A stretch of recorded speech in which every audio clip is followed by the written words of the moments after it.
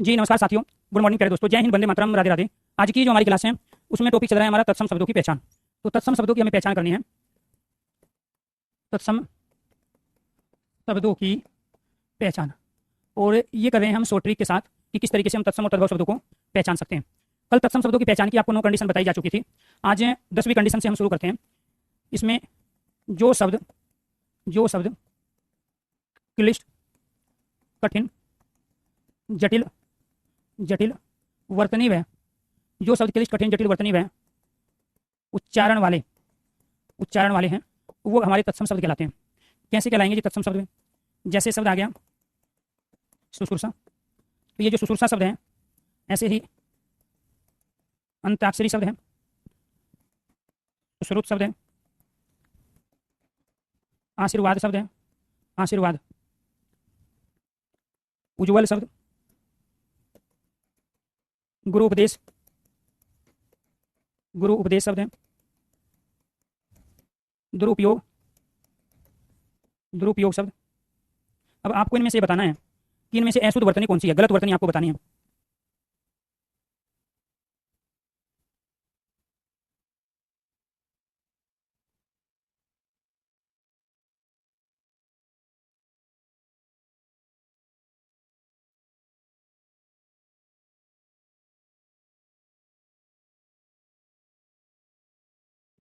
तो इनमें से आपको बताने हैं कि गलत वर्तनी निम्नलिखित में से कौन सी है।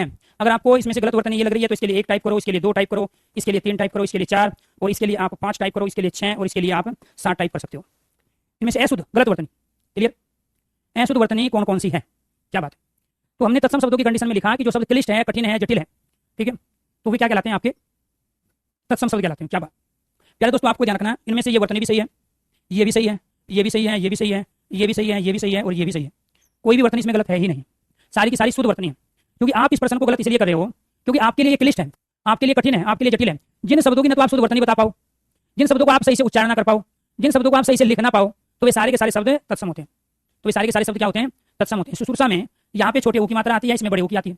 अंताक्षरी में न तय दोनों आधे होते हैं और यहाँ पे आ की मात्रा होती है, लॉजिक है। सुश्रुत में सु उपसर्ग है और श्रुत मतलब सुनना होता है, छोटे ऊ की मात्रा। आशीर्वाद में जो रह होता है ये यहाँ वह के ऊपर आता है। इसके बाद उज्ज्वल में दोनों जो आधे होते हैं, क्योंकि ये उज्ज्वल जो बना है ये उत और जवल से मिलकर बना है, जवल में आधा जय होता है। गुरु उपदेश में ये वाला बड़ा ऊ होगा, उसका रीजन ये है क्योंकि गुरु में छोटा ऊ और उपदेश में छोटा ऊ मिलके ये दोनों ऊ क्या बन जाते हैं? ये बड़े बन जाते हैं। दुरुपयोग में छोटा ऊ आएगा। इसमें एक तो है प्यारे दोस्तों ये वाला दुर, और दूसरा क्या है यहाँ पर? ये वाला उपयोग। तो इस रह के साथ में जो ये ऊ आएगा तो ये रू बन जाएगा। रह के साथ में ऊ आएगा तो ये क्या बनेगा? ये रू बनेगा। बात समझ में आई? तो इसमें ये गलत कब होता दुरुपयोग? ये गलत तब होता जब हम इसका प्रयोग कर रहे होते, इसका प्रयोग कर रहे होते। क्योंकि ये बड़ा हुआ है, इसमें छोटा उपयोग में छोटा हुआ आएगा, तो यहाँ पे इसके साथ ये छोटा हुआ है। छोटे और बड़े ऊ में अंतर क्या है? छोटा ऊ ये है जो रह और ऊ से मिलकर बना, बड़ा ऊ ये है जो आधे रह और बड़े ऊ से मिलकर बना। तो जिसमें ये गुंडी मुड़ी होती है ये वाली, तो वो बड़ा ऊ होता है। बात समझ में आई? क्योंकि ये सारे के सारे शब्द आपके लिए क्या थे? ये क्लिष्ट थे, कठिन थे, जटिल थे। तो जिन शब्दों की वर्तनी आपके लिए क्लिष्ट हो जाए, जटिल हो जाए, कठिन हो जाए, वे सारे के सारे शब्द आपके तत्सम है। दूसरा ये तत्सम शब्द क्यों है? क्योंकि इसमें संयुक्त व्यंजन आया है। इनमें आधे व्यंजन है, संयुक्त व्यंजन है, संयुक्त व्यंजन है, तत्सम कहलाएगा। तैरने वाला रे आया, तत्सम कहलाएगा। संधि हो रही है, संस्कृत का उपसर्ग है, तत्सम कहलाएगा। आधा व्यंजन आया, तत्सम कहलाएगा। दोनों में संधि हो रही है, तत्सम कहलाएगा। दोनों में संधि हो रही है, तत्सम कहलाएगा। दूर संस्कृत का उपसर्ग है, गुरु शब्द संस्कृत का है। तो जरूरी नहीं आप ये 10वीं कंडीशन अप्लाई करो, आप ये भी कह सकते हैं कि इसमें संयुक्त व्यंजन, आधा व्यंजन।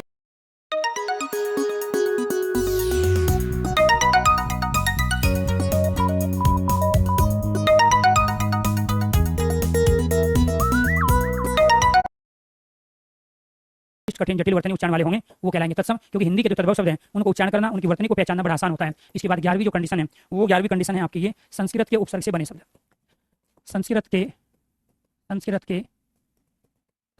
उपसर्ग से बने शब्द, संस्कृत के उपसर्ग से बने शब्द क्या कहलाएंगे? संस्कृत के उपसर्ग से बने शब्द कहलाएंगे आपके तत्सम। संस्कृत में कितने उपसर्गों का प्रयोग करते हैं हम? 22 उपसर्गों का प्रयोग करते हैं।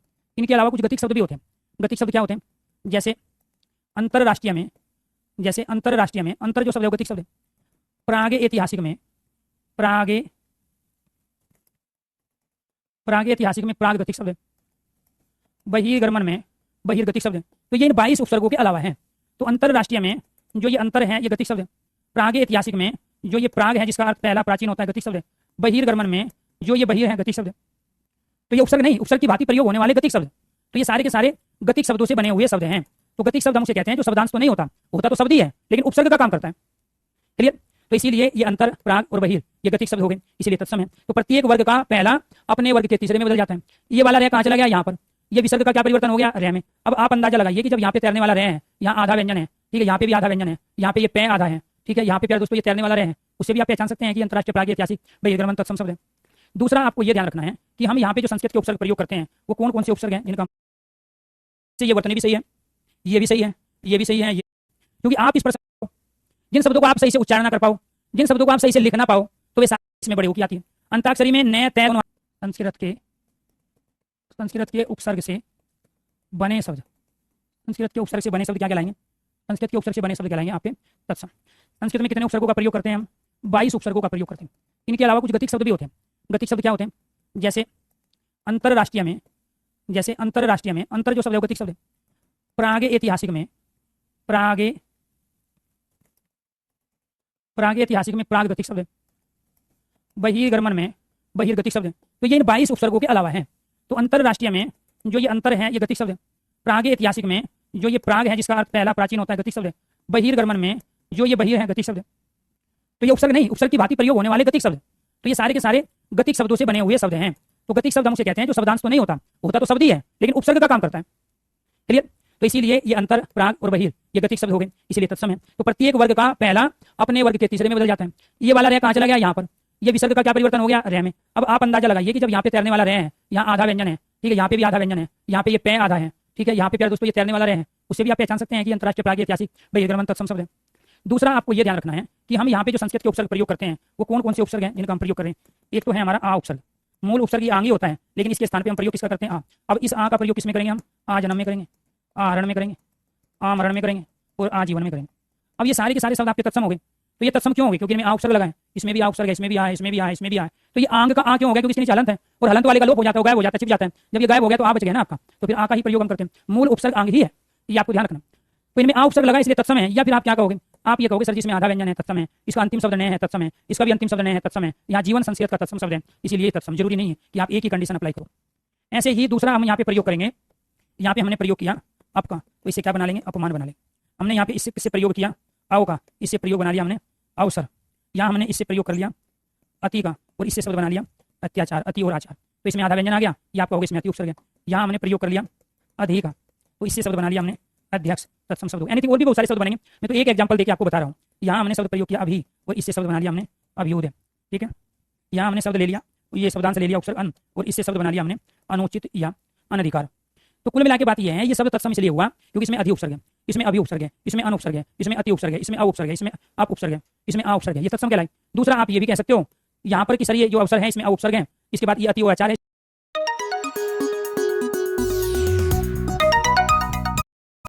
इसमें संयुक्त व्यंजन आया है, आधा व्यंजन है, इसमें आधा व्यंजन है, तो यहाँ पे अपने आप में संधि वाला है, आगे उपसर्ग है, इसलिए ये तत्सम है। तो ये जरूरी नहीं है कि जो कंडीशन हम यहाँ बता रहे हैं उसी से पहचानो। इससे पहले जो 10 कंडीशन आप पढ़ चुके हो वो भी तो आप अप्लाई करके बता सकते हो।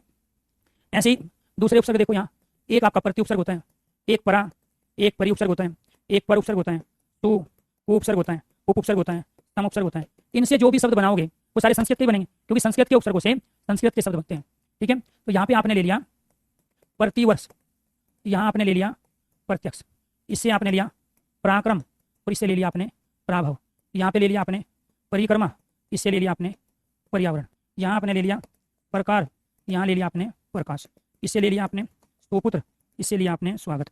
यहाँ पे ले लिया आपने कुपात्र, यहाँ पे ले लिया आपने कुक्रम बुरे क्रम। यहाँ पे लिया आपने उपमान और यहाँ पे लिया आपने उपवन।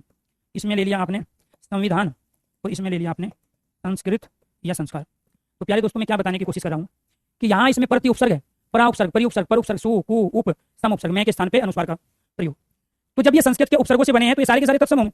जिस भाषा का उपसर्ग होगा शब्द भी उसी भाषा का होगा, जिस भाषा का उपसर्ग होगा शब्द भी। उपसर्ग इंग्लिश का होता, sub inspector, sub division, chief minister, chief जज, तो वो इंग्लिश का होता। उर्दू का उपसर्ग होता बेदर्द, बेहया, बेवफा, बेशरम, बेकार, ठीक है, बेरहम, तो वो उर्दू का शब्द बनता। तो जिस भाषा का उपसर्ग होगा शब्द भी उसी भाषा का होगा। एक पॉइंट। दूसरा आप क्या कहोगे, यहाँ पे तैरने वाला रे आया है, इसमें यहाँ आधा व्यंजन है, ये आधा व्यंजन है, संयुक्त व्यंजन है, यहाँ पे ये आधा व्यंजन है, यहाँ पे ये आधा व्यंजन है, यहाँ तैरने वाला रे है, शब्द के अंत में नहीं आया है, तो ये क्या कहलाएगा, ये कहलाएगा आपका, तो ये क्या कहलाएगा, यहाँ पे आधा पे है, इसमें भी आधा पे है, इसमें आधा से है, संधि भी है, तो और आगत स्वागत, इसमें संयुक्त व्यंजन है, इसमें संयुक्त व्यंजन है, इसमें तैरने वाला रे है, इसमें वन संस्कृत का है, उप उपसर्ग है, इसमें विधान नियम संस्कृत का है, इसमें आधा व्यंजन है, इसमें नीचे वाला रे है। तो जरूरी है आप किसी भी कंडीशन को अप्लाई करो। क्लियर। तो ये आपको ध्यान रखना है, ये सारे के सारे क्या कहलाते हैं आपके, ये सारे के सारे आपके तत्सम शब्द संस्कृत के उपसर्ग से बने शब्द। संस्कृत में कितने उपसर्गों का प्रयोग करते हैं? 22। 22 उपसर्गों के अलावा कुछ और गतिक शब्द भी होते हैं, जैसे अंतरराष्ट्रीय में अंतर है, प्रागैतिहासिक में प्राग, प्राग मतलब पहले का, पुराना, प्राचीन, ठीक है, बहिर मतलब बाहर का, बहिर्गमन, ठीक है। तो ये सारे के सारे क्या कहलाए? तो ये सारे के सारे कहलाए शब्द आपके तत्सम। तो जिस भाषा का उपसर्ग होगा शब्द भी उसी भाषा का होगा। 11 कंडीशन आपने पढ़ ली। 12वीं कंडीशन क्या है जी? 12वीं कंडीशन संस्कृत के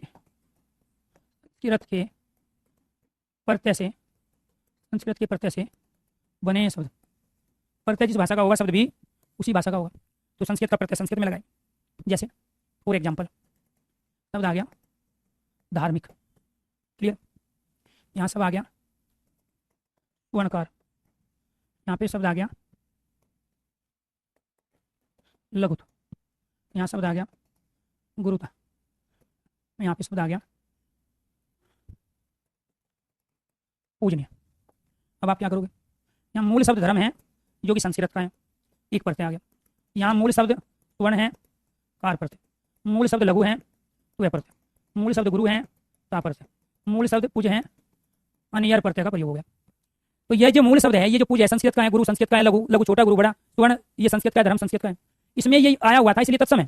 आप ये भी तो कह सकते हो इसमें तैरने वाला है, आधा व्यंजन है, ठीक है, इसमें यहाँ पे आधा व्यंजन है, ठीक है। तो यहाँ पे ये गुरु था पूजनीय संस्कृत की क्रिया है, अन्य प्रत्यय संस्कृत का है। तो जिस भाषा का प्रत्यय होगा शब्द भी उसी भाषा का होगा। अगर संस्कृत का प्रत्यय संस्कृत के अंतर्गत लगेगा, ये आपको ध्यान रखना है। संस्कृत का जो प्रत्यय होगा तो संस्कृत के तो शब्द में लगेगा, हिंदी का प्रत्यय हिंदी में लगेगा। अब मान के चलो यहाँ शब्द ले लिया बच्चा, और इसमें पन लगा के शब्द बना रहे हैं बचपन, तो ये जो बचपन है ये हिंदी का शब्द है। क्यों? क्योंकि प्रत्यय हिंदी का है, शब्द हिंदी का है। हिंदी के प्रत्यय हिंदी में प्रयुक्त होते हैं, संस्कृत के प्रत्यय संस्कृत में प्रयुक्त होते हैं। यहाँ शब्द आ गया स्मृति, तो ये स्मृति कैसे बना है? ये शब्द है आपका, ये शब्द क्या है आपका? इसम, ठीक है। इसमें में क्या लगा? कितने प्रत्यय का प्रयोग हो गया? किसका? कितने प्रत्यय का? यहाँ हो गया सृष्टि, तो सृष्टि में प्यारे दोस्तों यहाँ पे आपको ध्यान रखना है संस्कृत का शब्द है भैया, तो ये आया इसमें एक आधा व्यंजन आया है। तो यानी कि आप इसी के आधार पर स्मरण मतलब याद करना, तो ये कितने प्रत्यय किसका है? संस्कृत का है। तो इसीलिए आपको ध्यान रखना है। जैसे स्तुति आ गया शब्द, स्तुति, इसमें भी कितने प्रत्यय का प्रयोग है? तो प्रत्यय जिस भाषा का होगा शब्द भी उसी भाषा का होगा। तो संस्कृत के प्रत्यय से बने शब्द संस्कृत के होंगे। 13 संस्कृत की क्रिया, संस्कृत की क्रिया अर्थात धातु से बने शब्द। संस्कृत की क्रिया अर्थात धातु से बने शब्द क्या कहलाएंगे? संस्कृत के कहलाएंगे। कैसे? जैसे यहाँ शब्द आ गया पठित्वा, पूजनीय, हसत, लिखितुम, विज्ञाय। ये कैसे बने हैं? इसमें यहाँ पे पट संस्कृत की क्रिया है, कत्वा प्रत्यय का प्रयोग है, कुछ संस्कृत की क्रिया है, अन्यर संस्कृत का प्रयोग है। इसमें हस संस्कृत की क्रिया है, पट संस्कृत का प्रत्यय है, लिख संस्कृत की क्रिया है, तुमुन संस्कृत का प्रत्यय है, वी संस्कृत का उपसर्ग है, ज्ञा संस्कृत की क्रिया है, और लैप संस्कृत का प्रत्यय है। प्यारे दोस्तों आपको ध्यान रखना है, जब यहाँ ये धातु जिसको हिंदी में क्रिया बोलते हैं, इंग्लिश में वर्ब, संस्कृत में धातु, ये क्या है? आपकी धातु। जब आपकी ये धातु, जब ये वाली क्या है? आपकी धातु अर्थात क्रिया संस्कृत की है, तो इससे बनने वाले सारे शब्द भी संस्कृत के होंगे।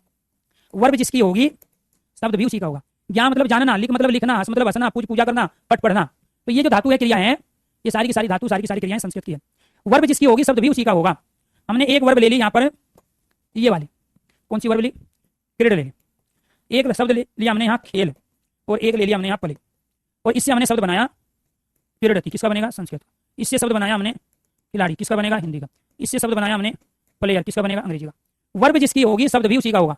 इंग्लिश की वर्ब इंग्लिश का शब्द, ठीक है, हिंदी की वर्ब हिंदी का शब्द, संस्कृत की वर्ब संस्कृत का शब्द। ये तत्सम है, ये तद्भव है, और ये आपका अंग्रेजी का विदेशी शब्द है। बात समझ में आई? तो हम ये कहना चाह रहे हैं, संस्कृत में हम क्रीड कहते हैं खेलने को, हिंदी में खेलना कहते हैं, इंग्लिश में प्ले कहते हैं। ऐसे संस्कृत में प्यारे दोस्तों हम यहाँ जो प्रयोग करते हैं वो एक प्रयोग करते हैं गम का, एक प्रयोग करते हैं जा का, और एक प्रयोग करते हैं यहाँ पे हम गो का। तो गो मतलब भी जाना है। अब गम से कोई भी शब्द बनाएंगे हम, गतवा बना लिया, संस्कृत का बनेगा। जाना बनाया, हिंदी का बनेगा। गोइंग बना लिया, ठीक है, इंग्लिश का बनेगा। गतवा तत्सम है, ये तद्भव है, और ये आपका विदेशी शब्द आगत शब्द है। क्लियर? वर्ब जिसकी होगी शब्द भी उसी का होगा। जिस भाषा की वर्ब होगी शब्द भी उसी भाषा का होगा, ये आपको ध्यान रखना है।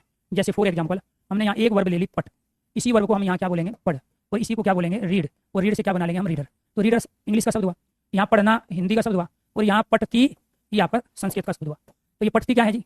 ये पठती आपका संस्कृत का है, पढ़ना, और ये वाला पढ़ना क्या है? आपका हिंदी का है, और ये वाला रीडर राइडर ये सब क्या है?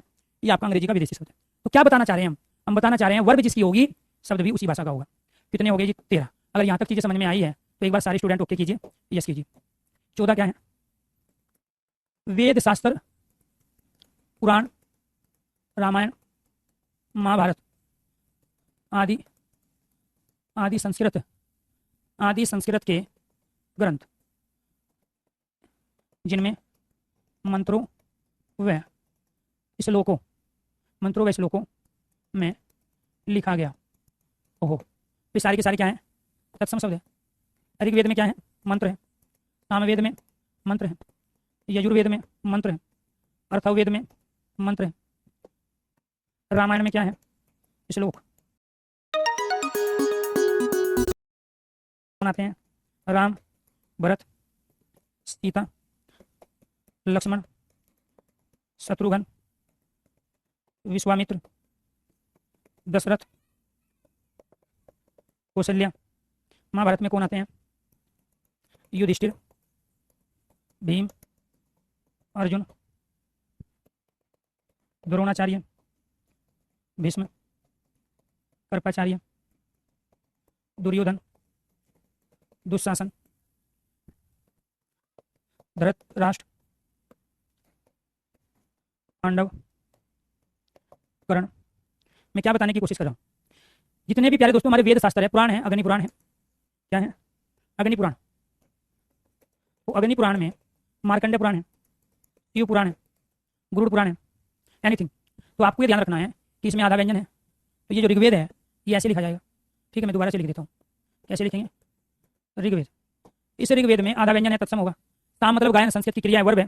ठीक है, तत्सम कहलाएगा। तैरने वाला रहे, तत्सम कहलाएगा। तैरने वाला रहे, तत्सम कहलाएगा। आधा व्यंजन तत्सम कहलाएगा। शिव कल्याण तत्सम कहलाएगा। पुराण में अंतिम वर्ण है, इसमें अंतिम वर्ण है, तत्सम कहलाएगा। रामायण में अंतिम वर्ण है, तत्सम कहलाएगा। महाभारत प्राचीन पुराना शब्द तत्सम कहलाएगा। राम रम धातु से बना है, जिसका अर्थ होता है रमना, जो सब में रमा है। लक्ष्मण आधा व्यंजन अंत में ने। भरत भर धातु से बना है, ये वाला, ये क्रिया है संस्कृत की। शत्रुघ्न में संयुक्त व्यंजन आधा व्यंजन। विश्वामित्र में संयुक्त व्यंजन आधा व्यंजन। सीता सित धातु से बना है, जिसका अर्थ ठंडा है, जो घड़े से निकली थी। दशरथ में यहाँ तालव्य से का प्रयोग है। कौशल्या में आधा व्यंजन है। युधिष्ठिर में आधा व्यंजन है। द्रोणाचार्य में तैरने वाला रहे हैं, आधा दे है। धृतराष्ट्र में नीचे वाला रहे हैं, आधा व्यंजन है। पांडव में आधा व्यंजन है। कर्ण में इसमें यहाँ पे नीचे भी आधा है। भीष्म में आधा है। अर्जुन में तैरने वाला है। भीम भम धातु से बना है। दुर्योधन में तैरने वाला है। दुशासन में संस्कृत का उपसर्ग लगा है।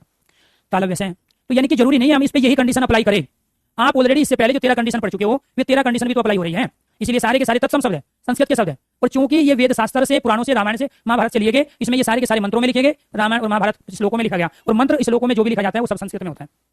मंत्र क्या है? ओम भूर्भुवस्सुः तत्सवितुर्वरेण्यं भर्गो देवस्य धीमहि धियो यो न प्रचोदयात्। ये मंत्र है। श्लोक क्या है? तमेव माता च तमेव पिता तमेव बंधु च सखा में। तो जो मंत्र में लिखा जाएगा, जो श्लोकों में लिखा जाएगा, वो सब संस्कृत में होगा। तो संस्कृत के ग्रंथों में संस्कृत में लिखा गया, क्योंकि वो मंत्रों में लिखा गया, वो श्लोकों में लिखा गया, और वे सारे के सारे कहलाते हैं आपके तत्सम शब्द। बात समझ में आई? लास्ट कंडीशन है आपकी 15वीं कंडीशन। क्या कह रही है लास्ट में?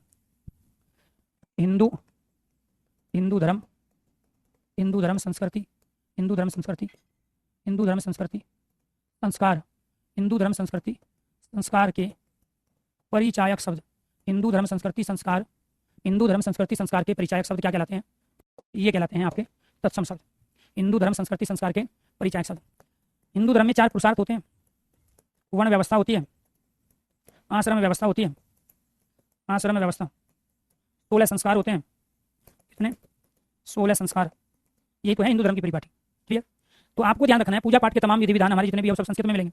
तो पुरुषार्थ क्या है हमारा?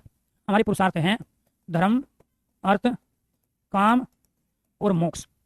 तो आपको ये ध्यान रखना है, तो धर्म, अर्थ, काम, मोक्ष। पहले हम धर्म के लिए काम करते हैं, अर्थ पैसा भी कमाते हैं, काम इच्छाओं की भी पूर्ति करते हैं, और फिर मोक्ष की ओर चले जाते हैं। ये हिंदू धर्म की परिपाटी है। वर्ण व्यवस्था। वर्ण व्यवस्था क्या है? ब्राह्मण, क्षत्रिय, वैश्य और शूद्र। पढ़ने पढ़ाने का जो काम करे वो किसी भी बिरादरी के हो, ब्राह्मण। क्षत्रिय जो रक्षा का काम करे, समाज की, जीव की, ठीक है, देश को बचाने का काम क्षत्रिय। जो व्यापार कर रहा है किसी भी बिरादरी का वो वैश्य। जो सेवा का काम कर रहा है वो सब क्या है? शूद्र है। आश्रम व्यवस्था क्या है? आश्रम, ब्रह्मचर्य आश्रम, इसके बाद में गृहस्थ आश्रम। क्या है? गृहस्थ आश्रम, वानप्रस्थ आश्रम और संन्यास आश्रम। तो ये जो आश्रम व्यवस्था है ये हमारे हिंदू धर्म का प्रतीक है। 16 संस्कार है। पहला संस्कार क्या होता है? गर्भाधान संस्कार। जब पढ़ाई करते हैं तो वो क्या कहलाता है? उपनयन संस्कार। ठीक है, जब पढ़ाई पूरी हो जाती है तो उसको क्या बोलते हैं? दीक्षांत समारोह। उसको बोलते हैं समावर्तन, समावर्तन संस्कार। और अंतिम जो संस्कार होता है वो कहलाता है अंत्येष्टि संस्कार। क्या कहलाएगा? ये जो संस्कार है हमारे गर्भाधान, उपनयन, समावर्तन, अंत्येष्टि। तो जब सबसे पहला संस्कार ये होता है, जब पढ़ाई हमारी शुरू होती है तो उपनयन संस्कार है। जब पढ़ाई समाप्त हो जाती है दीक्षांत समारोह होता है समावर्तन संस्कार में। और जब हम मुक्ति मोक्ष को प्राप्त कर लेते हैं अर्थात जीवन समाप्त हो जाते हैं तो अंत्येष्टि संस्कार। मतलब जन्म से पहले और मृत्यु के बाद भी जो संस्कार हो उसी को कहते हैं हिंदू धर्म। जन्म होने से पहले भी जहाँ पर विधि विधान से काम हो रहा हो, मृत्यु के बाद भी जहाँ विधि विधान से काम हो रहा हो, उसे कहते हैं हिंदू धर्म। ठीक है, बात समझ में आई? तो इसलिए तो जो हिंदू धर्म संस्कृति संस्कार का परिचय जिन चीजों से हो रहा हो वे सारे के सारे तत्सम शब्द कहलाते हैं। तैरने वाला रहे तत्सम, तैरने वाला रहे तत्सम, संयुक्त व्यंजन तत्सम। काम और कार्य दोनों तत्सम है, कार्य तद्भव होता है। ब्राह्मण अंत में न है, पहला आधा ब है, आधा है तत्सम, संयुक्त व्यंजन तत्सम, आधा व्यंजन तत्सम है, आधा व्यंजन तत्सम है, तैरने वाला रे है, आधा व्यंजन ब है, आधा है तत्सम है, रे आधा व्यंजन तत्सम है, आधा पे तत्सम है, आधा व्यंजन तत्सम है, अनुस्वार तत्सम है, आधा व्यंजन तत्सम है, संयुक्त व्यंजन तत्सम है, आधा व्यंजन, तैरने वाला रे है, उपसंस्कृत का उपसर्ग है, रे तैरने वाला रे है। जरूरी थोड़ी है आप ये 15वीं कंडीशन अप्लाई करो, अरे पहले भी तो कंडीशन पड़ी है आपने 14, जब वो अप्लाई हो रही है उन्हीं से पहचानो। तो यहाँ संस्कार में अनुस्वार लगा, इसमें आधा व्यंजन है, इसमें संयुक्त व्यंजन है, इसमें आधा व्यंजन है, आधा व्यंजन है, आधा व्यंजन तैरने वाला रहे। यहाँ प्यारे दोस्तों ये क्या है, तैरने वाला रहे, इसलिए ये भी सारे के सारे शब्द आपके क्या है, तत्सम शब्द है। तो यहाँ आपको ये ध्यान रखना है, जो भी कंडीशन आपने पढ़ी है वो किसी भी कंडीशन पे उस शब्द को आप अप्लाई कर सकते हो। ये थे आपके तत्सम शब्दों की पहचान। 16वीं और लास्ट कंडीशन, जिन शब्दों का कोई तद्भव रूप भी हो तथा जो शब्द प्राचीन हो, आधुनिक समय में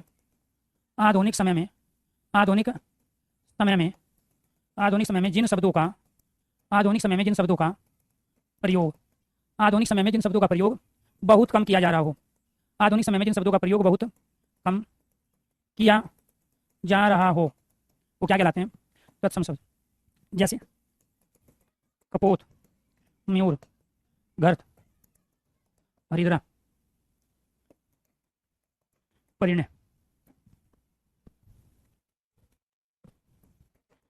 क्षेत्र, रात्रि।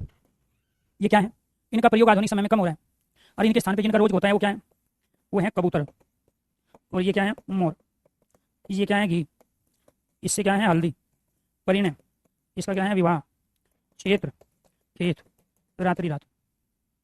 तो रोजमर्रा की जिंदगी में आप इसका प्रयोग करें। ये जो कहलाते हैं आपके तत्सम, और ये जो कहलाते हैं आपके तद्भव। अब इन शब्दों का प्रयोग आप रोजमर्रा की जिंदगी में कर रहे हो, ये शब्द सरल है, सुगम है, आसान है, इनका उच्चारण करने में कोई दिक्कत नहीं है, लिखने में कोई दिक्कत नहीं है, वर्तनी को बताने में कोई दिक्कत नहीं है। इन्हें जो सरल सुगम आसान शब्द होते हैं वो तद्भव कहलाते हैं। जिन शब्दों का प्रयोग रोजमर्रा की जिंदगी में बहुत कम हो रहा हो, जो आउट ऑफ फैशन हो चुके हो, जो प्राचीन शब्द हो, ठीक है, तो वो क्या कहलाते हैं, हमारे वो तत्सम कहलाते हैं। जरूरी नहीं है हर शब्द का कोई ना कोई तद्भव, बहुत सारे ऐसे कई हजार शब्द हैं जो तत्सम है लेकिन आज तक उनका कोई तद्भव नहीं बना।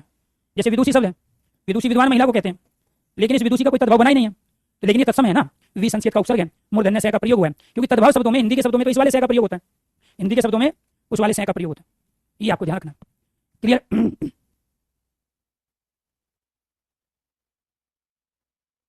अगर यहां तक सारी चीज समझ में आ गई है तो एक बार सारे स्टूडेंट ओके कीजिए, यस कीजिए। तो ये कितनी कंडीशन थी, 16 कंडीशन किसकी थी, तत्सम शब्दों की। क्या पढ़ेंगे, तद्भव शब्द की पहचान, तद्भव शब्दों की पहचान। तद्भव शब्दों की पहचान कैसे करेंगे, जिन शब्दों का कोई ना कोई तत्सम रूप अवश्य हो, वो क्या कहलाते हैं, वो कहलाते हैं तद्भव। जैसे हमने यहाँ प्रयोग किया अग्नि का, यहाँ प्रयोग किया सूर्य का, कार्य, क्षेत्र, रात्रि। तो यहाँ पर क्या है, यहाँ पे अग्नि से क्या बना दिया हमने, आग, सूर्य से क्या बनाया, सूरज, कार्य से बनाया काज, खेत से बनाया खेत, रात से बनाया रात्रि। ये भी कंडीशन अप्लाई कर सकते हो भाई। यहाँ कपोत का कबूतर है, मयूर का मोर, घृत का घी, हरित का हल्दी का, प्रणय का विवाह, क्षेत्र का खेत, रात्रि का रात। तो ये भी हम कह सकते हैं कि ये भी तो वही है, ये तत्सम है, तद्भव है। तो जिन शब्दों का कोई ना कोई तत्सम रूप अवश्य हो, दुनिया में आज तक कोई भी ऐसा तद्भव शब्द नहीं है जो बिना तत्सम के उत्पन्न हो गया हो। ये तत्सम था तभी आया, ये नहीं होते तो आज हमारे पास ये भी नहीं होते। तो बहुत सारे ऐसे तत्सम तो हो सकते हैं जिनका भी कोई तद्भव ना बना हो, लेकिन ऐसा कोई तद्भव नहीं हो सकता जो बिना तत्सम के आ गया हो। ठीक है, इसके बाद दूसरी कंडीशन, तद्भव शब्द तत्सम शब्दों से ही मिलता जुलता शब्द रूप होता है, शब्द का मिलता जुलता शब्द होता है। जैसे हमने यहाँ प्रयोग किया ऊँट, इससे क्या बना लिया, ऊँट। क्लियर? ये आपको ध्यान रखना है। यहाँ प्रयोग किया रात, रात्रि से, ये ध्यान रखना है। यहाँ प्रयोग किया घृत, घी हो गया। कपोत का प्रयोग किया, कबूतर बन गया। ठीक है, मयूर का प्रयोग किया, मोर बन गया। तो ये सब मिलते जुलते हैं। कैसे? वो इसमें भी है, इसमें भी है, टे इसमें भी है, इसमें भी है, रे इसमें भी है, ये वाला ऊपर वाला क्या है, रे, और ये नीचे वाला रे, ऊपर वाला टे इसमें भी है, गह इसमें भी है, क्या इसमें भी है, टे इसमें भी है, मैं इसमें भी है, रे इसमें भी है, मिलता जुलता। ये तत्सम है, पुराना प्राचीन जो है ये तत्सम है, ये से मिलता जुलता इसका तद्भव है। तद्भव शब्द तत्सम शब्दों से ही मिलता जुलता शब्द होता है। इसके बाद में तीसरी कंडीशन क्या है, अर्धचंद बिंदु, अर्धचंद, ये वाला अर्धचंद बिंदु वाले शब्द। जहां भी अर्धचंद्र बिंदु लगाए दुनिया के सारे शब्द तत्सम है। जैसे आंख है, दांत, गांव, मुंह, अंधेरा, क्या है अंधेरा, चांद, एनीथिंग, और भी बहुत सारे शब्द हैं। अर्धचंद्र बिंदु वाले सारे के सारे शब्द तद्भव हिंदी के। दूसरा द्वित व्यंजन, द्वित व्यंजन या द्विगुणी व्यंजन वाले शब्द, जहां व्यंजन के दोनों रूप आ जाए, एक बार स्वर रहित एक बार स्वर सहित। बच्चा, डिब्बा, बिल्ली, पप्पू, छप्पन, बच्चन। द्विगुणी या द्वित व्यंजन किसे कह रहे हैं? जहां व्यंजन के दो रूप हो, पहले व्यंजन आधा हो जाए और फिर व्यंजन पूरा हो। ये स्वर रहित है, ये स्वर सहित है। तो जो स्वर रहित है इसमें स्वर नहीं है, वो आधा व्यंजन है, और जो स्वर सहित है पूरा व्यंजन। तो जब एक ही व्यंजन अपने पहले आधे रूप में फिर पूरे में होगा तो वह द्वित व्यंजन या द्विगुणी व्यंजन कहलाएगा। पांचवा ताड़नजात या उतक सीपित व्यंजन वाले शब्द। ताड़नजात और उतक सीपित व्यंजन कौन से होते हैं? एक तो ये डे और एक ये डे। इनका प्रयोग या तो शब्द के बिल्कुल बीचों बीच होता है या फिर शब्द के अंत में होता है। जैसे सड़क, जैसे डंडा, जैसे मेंढक, जैसे चढ़, गढ़, पढ़ना। या तो शब्द के बीच में प्रयोग होगा या अंत में, या अंत में या बीच में, या अंत में या फिर शब्द के बीच में, पहले प्रयोग नहीं होता। तो ये जो दो बिंदी लगी है डे और डे के साथ, इन्हीं दो को हम ताड़नजात या उत्तक व्यंजन कहते हैं। और जहां इनका प्रयोग होता है वे हिंदी के तद्भव शब्द कहलाते हैं। वे क्या कहलाते हैं? हिंदी के तद्भव शब्द कहलाते हैं। 6 कंडीशन। छ के स्थान पर ख वर्ण का प्रयोग, छ के स्थान पर ख वर्ण का प्रयोग हो, क्या कहलाएंगे? तद्भव। शब्द आ गया क्षेत्र, इससे बना लिया खेत। 7वीं कंडीशन, छ के स्थान पर ख वर्ण का प्रयोग हो तो क्या हो जाएगा? यहां से शब्द आ गया तवसुर और यहां पे आ जाएगा तस्क। क्लियर? तो ये आपको ध्यान रखना। तो प्यारे दोस्तों, यहां हम ये कहने की कोशिश कर रहे हैं इस वाले तालव्य से के स्थान पे दंतव्य से इस संयुक्त व्यंजन के स्थान पर ख का प्रयोग, और ऐसे ही आपको ये कंडीशन अप्लाई करनी है, न के स्थान पर न का प्रयोग। अगर कहीं किसी शब्द के अंत में न है तो तद्भव है, किसी शब्द का अंतिम न है तो तत्सम है। तो इसके स्थान पे इसका प्रयोग अगर हम कर रहे हैं तो हम तत्सम से तद्भव बना रहे हैं। तो ये 8 कंडीशन है, बाकी कुछ और भी कंडीशन है लेकिन वो बताएंगे आपको नेक्स्ट क्लास में। तो ये क्या थे? ये तद्भव शब्द थे। कौन कौन से थे? तद्भव शब्द जो तत्सम से मिलते जुलते हो, क्लियर, बिना तत्सम के उत्पन्न ना हो। ठीक है। इसके बाद कंडीशन क्या थी? अर्धचंद्र बिंदु वाले, जहां भी अर्धचंद्र बिंदु आया है। द्वित व्यंजन, पहले आधा व्यंजन फिर पूरा व्यंजन। ताड़नजात वर्ण, जिसका प्रयोग हम शब्द के बीच में या अंत में ही कर सकते हैं, पहले नहीं कर सकते। जैसे ढक्कन है, ये ढक्कन गलत है। जैसे डेरी है, ये डेरी भी गलत है, क्योंकि आप शुरू में प्रयोग कर ही नहीं सकते, शुरू में प्रयोग कर ही नहीं सकते। ठीक है। ये सब क्या है? तद्भव शब्द है। छ के स्थान पर ख का प्रयोग, क्षेत्र से खेत बना है। स के स्थान पर स का प्रयोग, ससुर के स्थान पर ससुर शब्द का प्रयोग, न के स्थान पर न का प्रयोग। क्लियर? तो ये आपको ध्यान रखना है। ये सब क्या कहलाते हैं? हमारे तद्भव शब्दों की पहचान। आज के लिए इतना ही। सभी दोस्तों को नमस्कार, धन्यवाद। बाकी करेंगे नेक्स्ट क्लास में मंडे को।